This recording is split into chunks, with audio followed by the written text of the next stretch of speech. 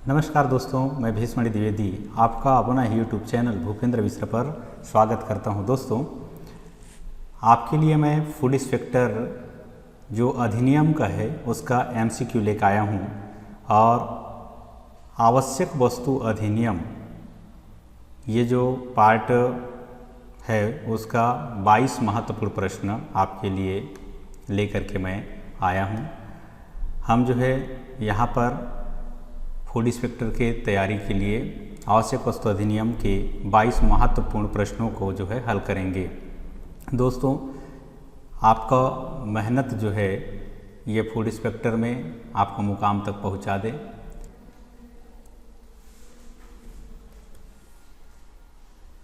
Food inspector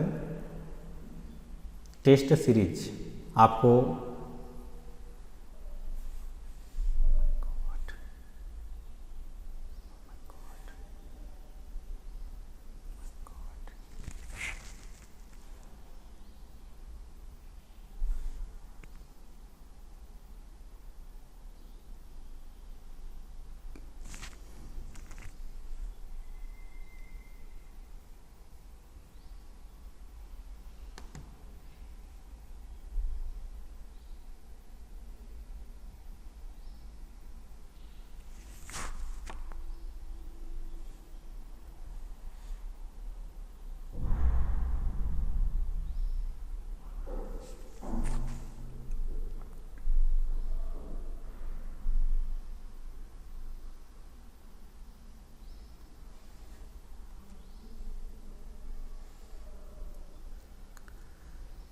नमस्कार दोस्तों, मैं भीष्मणि द्विवेदी आपका अपना यूट्यूब चैनल भूपेंद्र मिश्रा पर स्वागत करता हूं। दोस्तों, हम जो है फूड इंस्पेक्टर का जो एग्ज़ाम है उसके लिए आवश्यक वस्तु अधिनियम के 22 महत्वपूर्ण प्रश्न आज का सेशन में हल करेंगे।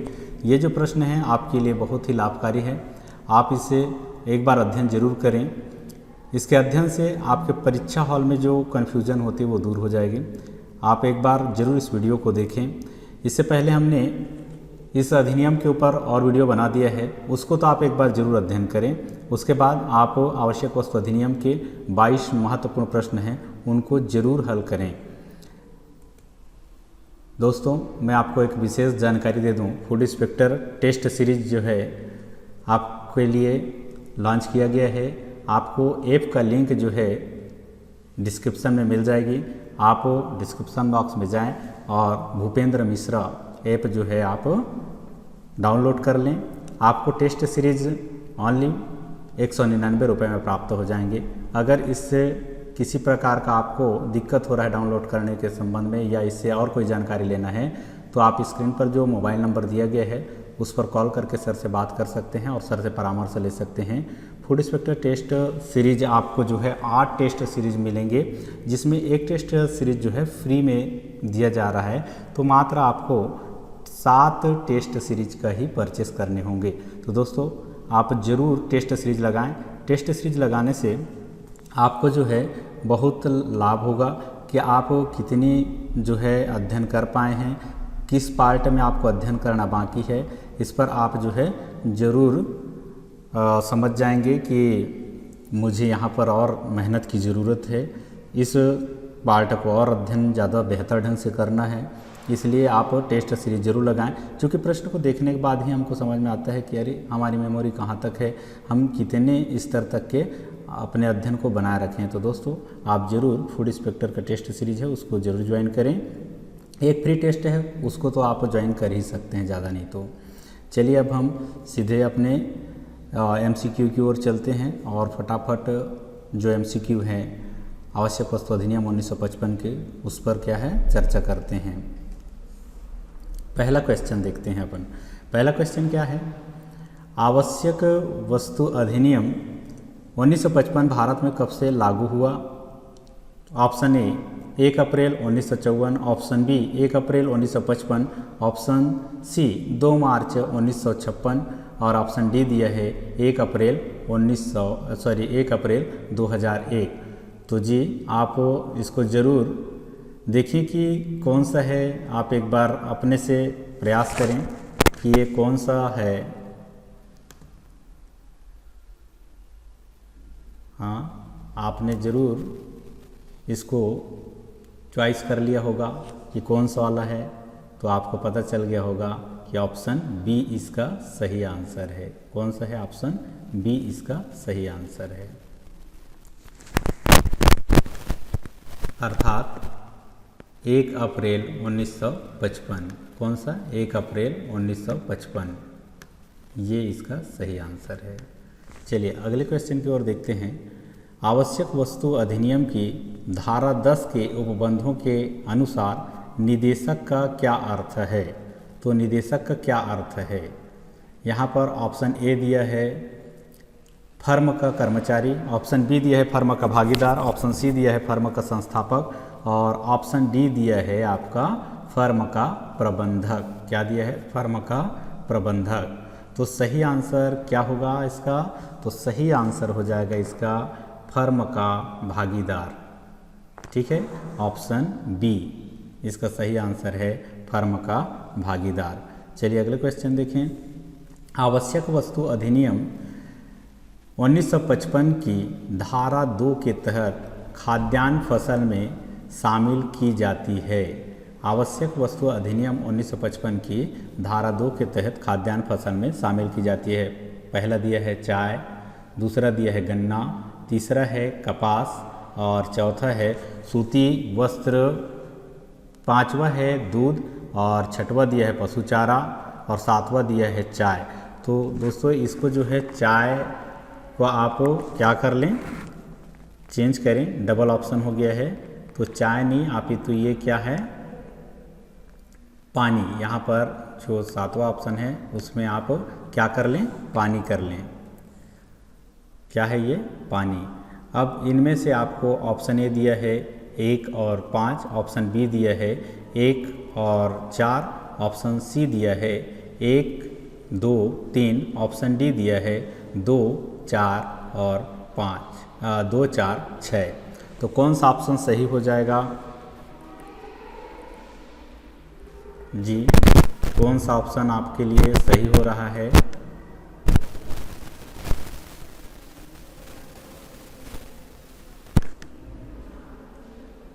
आपको पता है कि इसमें चाय शामिल नहीं है। यहाँ पर शामिल है कौन सा? गन्ना, फिर सूती वस्त्र, फिर आपका शामिल हो जाता है क्या? पशु चारा। तो इस ऑप्शन के हिसाब से आप देखें तो पहला ये वाला हो गया आपका, अर्थात दूसरा ऑप्शन, फिर ये चौथा नंबर और ये छठवां नंबर। तो ये किस ऑप्शन में दिया है? तो ऑप्शन नंबर डी इसमें आपको मिल जाता है। तो इसका सही आंसर क्या हो गया? 2, 4 और 6। तो इस प्रकार से क्वेश्चन सम्मिलित है नहीं है इस प्रकार से बनाए जाते हैं।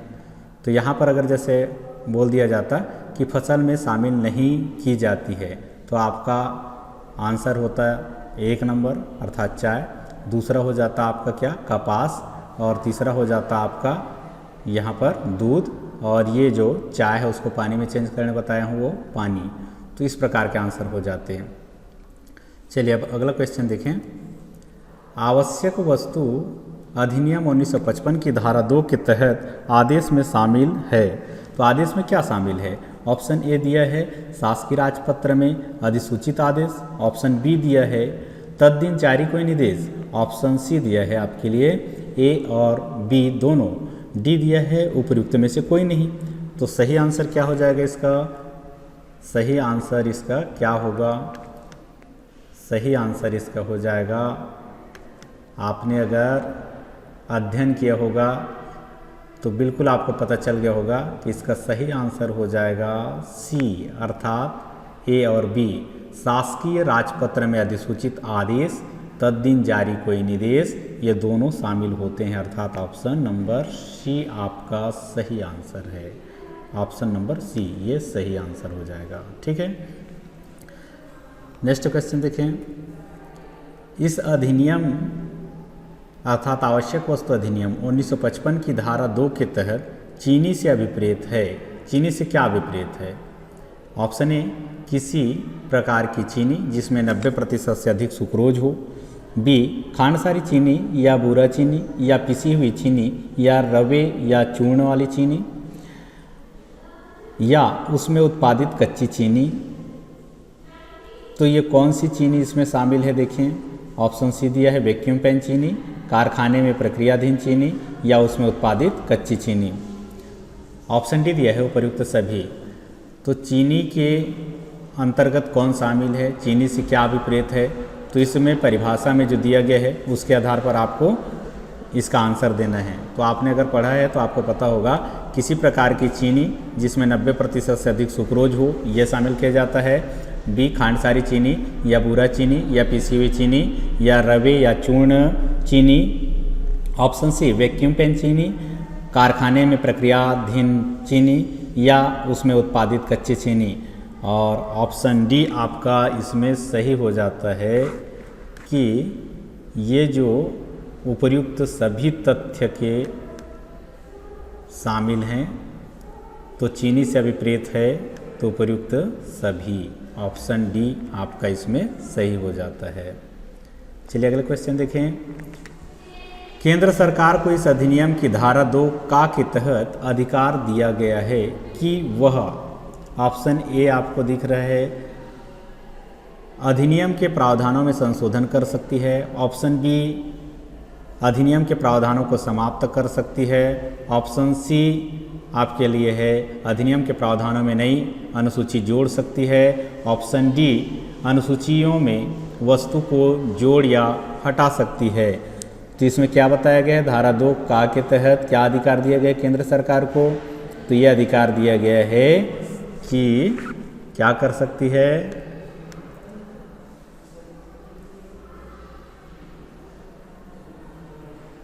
हाँ आप भी अपने ढंग से यहाँ पर क्या करते रहें,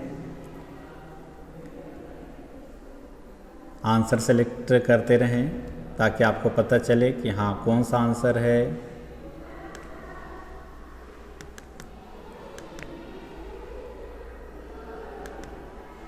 आंसर आपको पता हो गया, ऑप्शन नंबर डी, अर्थात अनुसूचियों में वस्तु को जोड़ सकती है या हटा सकती है, ये प्रावधान इसमें उल्लेखित हैं। अब चलिए अगले क्वेश्चन देखें। आवश्यक वस्तु अधिनियम 1955 के प्रावधानों के अंतर्गत मान्यता प्राप्त व्यवहारी से कौन व्यक्ति अभिप्रेत है। ऑप्शन ए गन्ना उगाने वाला, ऑप्शन बी दिया है फसल उगाने वाला, ऑप्शन सी दिया है कपास उगाने वाला, ऑप्शन डी दिया है चीनी का विपणन करता।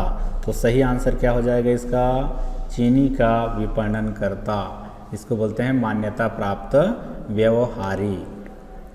चलिए अगला क्वेश्चन देखें। आवश्यक वस्तु अधिनियम 1955 की धारा 2 के तहत राज्य सरकार में शामिल है। ए राज्यपाल, बी विधानमंडल, सी आपका दिया है केंद्र शासित प्रदेशों के प्रशासक और डी दिया है उपर्युक्त सभी। तो क्या हो जाता है इसमें सही आंसर, तो इसमें सही आंसर हो जाएगा, सही आंसर है उपर्युक्त सभी, अर्थात ऑप्शन डी। चलिए अगले क्वेश्चन देखें। आवश्यक वस्तु अधिनियम 1955 के अंतर्गत धारा 3 के अधीन दिए गए किसी आदेश के उल्लंघन हेतु शास्तियों का उल्लेख किस धारा में किया गया है। तो शास्तियों का उल्लेख किस धारा में किया गया है, तो इसका सही आंसर क्या होगा। ऑप्शन ए दिया है धारा नंबर 7, ऑप्शन बी दिया है धारा नंबर 3 का जो है का, और ऑप्शन सी दिया है आपके लिए धारा नंबर 4 और ऑप्शन डी है धारा नंबर 5। तो इसका सही आंसर क्या हो जाएगा, धारा नंबर 7, अर्थात ऑप्शन ए इसका सही आंसर हो जाएगा। चलिए अगले क्वेश्चन देखें। आवश्यक वस्तु अधिनियम 1955 के अंतर्गत धारा 3 में आवश्यक वस्तुओं के उत्पादन, प्रदाय, वितरण आदि के नियंत्रण की शक्ति किसे दी गई है। ऑप्शन दिया है केंद्र सरकार, ऑप्शन बी दिया है राज्यपाल, ऑप्शन सी दिया है मुख्यमंत्री, ऑप्शन डी दिया है प्रधानमंत्री। तो इसका सही आंसर क्या हो जाएगा, इसका सही आंसर हो जाएगा ऑप्शन ए, मतलब केंद्र सरकार। आवश्यक वस्तु अधिनियम 1955 के अंतर्गत धारा 3 में आवश्यक वस्तुओं के उत्पादन, प्रदाय, वितरण आदि के नियंत्रण की शक्ति किसे दी गई है? केंद्र सरकार को दी गई है। चल आप अगला क्वेश्चन देख लें। आवश्यक वस्तु अधिनियम 1955 की धारा 3 के अंतर्गत यदि किसी वस्तु को जब्त किया जाता है तो उसकी रिपोर्ट भेजी जाएगी। तो उसकी रिपोर्ट किसे भेजी जाएगी? तो उसकी रिपोर्ट जो है भेजी जाएगी, ऑप्शन ए दिया है आपका जिला आपूर्ति अधिकारी को, ऑप्शन बी दिया है जिला कलेक्टर को, ऑप्शन सी दिया है राज्य सरकार को, ऑप्शन डी दिया है संभागीय आयुक्त को। तो इसका सही आंसर क्या है? बी, जिला कलेक्टर को। किसको? जिला कलेक्टर को भेजी जाएगी। अगला क्वेश्चन है आपके लिए, आवश्यक वस्तु अधिनियम 1955 के तहत अधिहरण के किसी आदेश से व्यथित व्यक्ति की ऐसी आदेश के विरुद्ध अपील करने की तय सीमा क्या है? प्रश्न एक बार पुनः, आवश्यक वस्तु अधिनियम 1955 के तहत अधिहरण के किसी आदेश से व्यथित व्यक्ति के ऐसे आदेश के विरुद्ध अपील करने की तय सीमा क्या है? ऑप्शन ए दिया है 1 माह, ऑप्शन बी दिया है 2 माह, ऑप्शन सी दिया है 6 माह, ऑप्शन डी है 1 वर्ष। तो आपका सही आंसर क्या हो जाएगा? ऑप्शन ए, कितना? 1 माह। ठीक है, 1 माह के अंदर में क्या किया जाता है? अपील किया जाता है। अगला क्वेश्चन है, आवश्यक वस्तु अधिनियम 1955 की धारा 6 का के किसी अधिहरण के आदेश से व्यथित व्यक्ति अपील कर सकता है।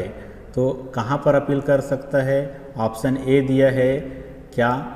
सेशन न्यायाधीश के पास, ऑप्शन बी दिया है उच्च न्यायाधीश के पास, ऑप्शन सी दिया है राज्य सरकार को, ऑप्शन डी दिया है राज्य सरकार द्वारा नियुक्त न्यायिक प्राधिकारी को। तो इसका सही आंसर क्या हो जाएगा? अगर आप ऑप्शन डी चयन किए हैं तो आपका आंसर बिल्कुल सही है, राज्य सरकार द्वारा नियुक्त न्यायिक प्राधिकारी को। आवश्यक वस्तु अधिनियम 1955 की धारा 6 का के किसी अधिहरण के आदेश से व्यथित व्यक्ति अपील कर सकता है। किसको? राज्य सरकार द्वारा नियुक्त न्यायिक प्राधिकारी को। चलिए अगला क्वेश्चन देखें। आवश्यक वस्तु अधिनियम 1955 के तहत यदि कोई व्यक्ति मिथ्या कथन करता है तो उसके लिए सजा का प्रावधान है। ऑप्शन ए 5 माह, ऑप्शन बी 5 वर्ष, ऑप्शन सी है 3 वर्ष, ऑप्शन डी है 2 माह। तो इसका सही आंसर क्या हो जाएगा? ऑप्शन बी 5 वर्ष। कितना? 5 वर्ष का सजा का प्रावधान है। चलिए अगले क्वेश्चन देखें। आवश्यक वस्तु अधिनियम 1955 के किस धारा में कंपनियों द्वारा गठित अपराध के विरुद्ध सजा के प्रावधान का उल्लेख है? ऑप्शन ए दिया है धारा 7, ऑप्शन बी दिया है धारा 2, ऑप्शन सी दिया है धारा 3, ऑप्शन डी दिया है धारा 10। तो सही आंसर क्या हो जाएगा इसका? इसका सही आंसर अगर आप डी चयन कर रहे हैं तो बिल्कुल सही है, धारा नंबर 10। चलिए अगले क्वेश्चन देखें। आवश्यक वस्तु अधिनियम 1955 के अंतर्गत अधिनियम की धारा 7 के अधीन सिद्ध दोष व्यक्ति को पश्चातवर्ती अपराध के सजा का दायी होगा। ऑप्शन ए दिया है आपके लिए 3 माह से 4 माह, ऑप्शन बी दिया है 6 माह से 7 वर्ष, ऑप्शन सी दिया है 4 माह से 2 वर्ष, ऑप्शन डी है 3 माह मात्र। तो इसका सही आंसर क्या बन जाएगा? ऑप्शन नंबर बी 6 माह से 7 वर्ष। ये इसका सही आंसर है। चलिए अगले क्वेश्चन देखें। आवश्यक वस्तु अधिनियम 1955 के अंतर्गत यदि कोई व्यक्ति आवश्यक वस्तु अधिनियम 1955 के अंतर्गत यदि कोई व्यक्ति अधिनियम की धारा 3 के तहत आदेश के अनुसरण में किसी रकम का संदाय करने के लिए दायी है या अंशतः संदाय कर चुका है तो राशि या बकाया राशि में ब्याज लिया जाएगा। क्वेश्चन एक बार फिर से समझें। आवश्यक वस्तु अधिनियम 1955 के अंतर्गत यदि कोई व्यक्ति अधिनियम की धारा 3 के तहत आदेश के अनुसरण में किसी रकम का संदाय करने के लिए दायी है या अंशतः संदाय कर चुका है तो राशि या बकाया राशि में ब्याज लिया जाएगा। ऑप्शन ए 15% चक्रवृद्धि ब्याज की दर से, ऑप्शन बी 15% साधारण ब्याज की दर से, ऑप्शन सी 20% प्रति वर्ष चक्रवृद्धि ब्याज की दर से, ऑप्शन डी 10% प्रति वर्ष साधारण ब्याज की दर से। तो क्या हो जाएगा इसका आंसर?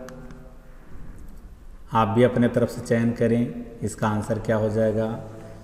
इसका सही आंसर हो जाएगा ऑप्शन नंबर बी 15% प्रति वर्ष साधारण ब्याज की दर से, ये इसका सही आंसर है। तो 15% इसको साधारण ब्याज की दर से देना होता है। चलिए अगले क्वेश्चन देखें। आवश्यक वस्तु अधिनियम के तहत मनाह स्थिति की अवधारणा का उल्लेख किस धारा में किया गया है? तो आवश्यक वस्तु अधिनियम के तहत मनाह स्थिति का अवधारणा का उल्लेख किस धारा में है? ऑप्शन ए दिया है धारा नंबर 10 गा, और बी दिया है धारा नंबर 9 गा, सी दिया है धारा नंबर 9 खा, और डी दिया है आपके लिए धारा नंबर 11। तो इसका सही आंसर क्या हो जाएगा? अगर आपने आवश्यक वस्तु अधिनियम 1955 का अध्ययन किया होगा तो आपको पता चल गया होगा कि इसका सही आंसर क्या होगा। ऑप्शन नंबर ए अर्थात धारा नंबर 10 और उसका गा, धारा नंबर 10 का गा, ये इसका सही आंसर है। चलिए आगे क्वेश्चन देखें। न्यायालय द्वारा अपराधियों का संज्ञान करता है। न्यायालय अपराधों का संज्ञान करता है। तो पहला दिया है आपका लोक सेवकों द्वारा लिखित रिपोर्ट पर, दूसरा दिया है शिकायत पत्र प्राप्त होने पर, तीसरा दिया है समाचारों में दृष्टिगत करने के बाद, और चौथा दिया है आपका लोक सेवकों द्वारा मौखिक रिपोर्ट पर।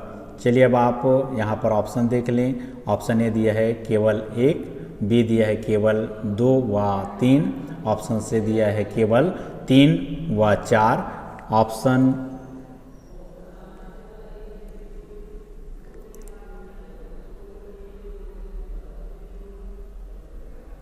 न्यायालय अपराधों का संज्ञान करता है। पहला दिया है लोक सेवकों द्वारा लिखित रिपोर्ट पर, दूसरा दिया है शिकायत पत्र प्राप्त होने पर, तीसरा दिया है समाचारों में दृष्टिगत करने के बाद, चौथा दिया है लोक सेवकों द्वारा मौखिक रिपोर्ट पर, ऑप्शन ए दिया है केवल 1, ऑप्शन बी दिया है केवल 2 व 3, ऑप्शन सी है केवल 3 व 4, ऑप्शन डी है 3, 2, 3 और 4। तो इसका सही आंसर क्या हो जाएगा? इसका सही आंसर आप भी अपने तरफ से कोशिश करिए तो आपको पता होगा कि लोक सेवकों द्वारा लिखित रिपोर्ट पर न्यायालय अपराधों का संज्ञान करता है। तो इसका सही आंसर हो जाएगा ऑप्शन ए केवल 1। ठीक है, अगले क्वेश्चन देखें। आवश्यक वस्तु अधिनियम 1955 के तहत न्यायालय द्वारा अपराधों के संज्ञान के संबंध में सही है।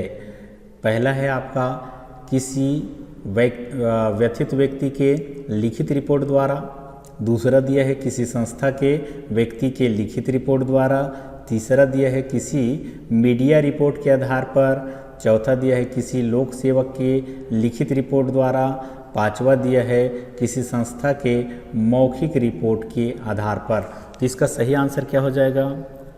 इसका सही आंसर हो जाएगा 1, ये सही है, किसी व्यथित व्यक्ति के, क्या ये आपका सही हो रहा है, किसी व्यथित व्यक्ति के लिखित रिपोर्ट द्वारा। फिर ये भी सही है, किसी संस्था के व्यक्ति के लिखित रिपोर्ट द्वारा। तीसरा, किसी मीडिया रिपोर्ट के आधार पर, नहीं ये सही नहीं है। हाँ, चौथी बात, किसी लोक सेवक के लिखित रिपोर्ट द्वारा, ये बिल्कुल सही है। फिर पांचवी बात, किसी संस्था के मौखिक रिपोर्ट के आधार पर, नहीं। तो कौन कौन सा सही हुआ? 1, 2 और 4। तो ऑप्शन किस में है देखें अपन, तो ऑप्शन डी में देखने को मिलता है 1, 2 और 4। तो ये कौन सा सही हो गया? Option D, 1, 2, 4। चलिए अगला क्वेश्चन देखें अब। आवश्यक वस्तु अधिनियम 1955 के तहत जुर्माने की राशि एवं उसके प्रावधानों का उल्लेख इस अधिनियम के किस धारा में किया गया है? ऑप्शन ए दिया है धारा नंबर 14, बी दिया है धारा नंबर 12, सी दिया है धारा नंबर 15, डी दिया है धारा नंबर 16। तो आवश्यक वस्तु अधिनियम 1955 के तहत जुर्माने की राशि एवं उसके प्रावधानों का उल्लेख इस अधिनियम की किस धारा में है? अगर आप जो है इस अधिनियम का वीडियो अगर देखे हैं तो आपको वीडियो में मैंने ट्रिक बताया था कि 12 बजाना, आपको एक बार जरूर देखना वीडियो, आपको पता चल जाएगा कि धारा नंबर 12 में जो है इसका प्रावधान है। ये आवश्यक वस्तु अधिनियम 1955 के तहत जुर्माने की राशि एवं उसके प्रावधानों का उल्लेख इस अधिनियम की किस धारा में किया गया है? तो धारा नंबर 12 में किया गया है। चलिए आखिरी क्वेश्चन देखते हैं। कतिपय मामलों में सबूत का भार का उल्लेख किस धारा में किया है? तो कौन सा धारा में कतिपय मामलों में सबूत का भार का उल्लेख किया गया है? ऑप्शन ए दिया है धारा नंबर 15, बी दिया है धारा नंबर 17 और सी दिया है धारा नंबर 9 और डी दिया है आपका धारा नंबर 14। जिसका सही आंसर क्या हो जाएगा? धारा नंबर 14। इसमें बताया गया है कतिपय मामलों में सबूत का भार का उल्लेख किया गया है। तो ये इसका सही आंसर हो जाएगा।